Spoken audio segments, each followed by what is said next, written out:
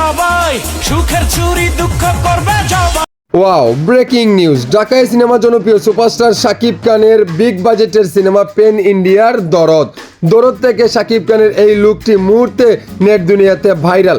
শাকিব খানের এই লুক নিয়ে অনেক প্রশংসিত হচ্ছে।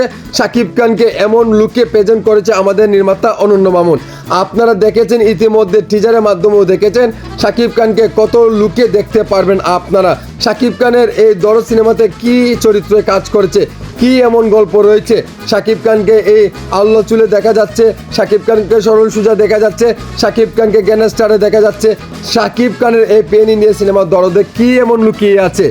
আমরা ছাড়পত্রটা পেয়ে গেলে কিন্তু দরদ মুক্তি দেওয়া হবে। এর আগে কিন্তু আমরা মুক্তি দিতে পারছে না আমাদেরকে নির্মাতা অনন্য মামুন। আমাদের স্বপ্নের একটি সিনেমা, আমাদের ধামাকা দেওয়ার মতো একটি সিনেমা, ইতিহাস গড়ার মতো একটি সিনেমা দরদ। শাকিব খান, এই দেখেন, এই রকম ইয়াং যে যুবকের মতো লাগছে আমাদের শাকিব খানকে। 25 বছর দিয়ে একটা ছেলে লাগছে আমাদের শাকিব খানকে। শাকিব খানের যে 45 বছর হয়েছে তা কিন্তু বোঝা যাচ্ছে না। শাকিব খানের এই পেন ইন্ডিয়া সিনেমার দরদ দিয়ে একটা ইতিহাস, একটা আলোড়ন সৃষ্টি করেছে বাংলাদেশে।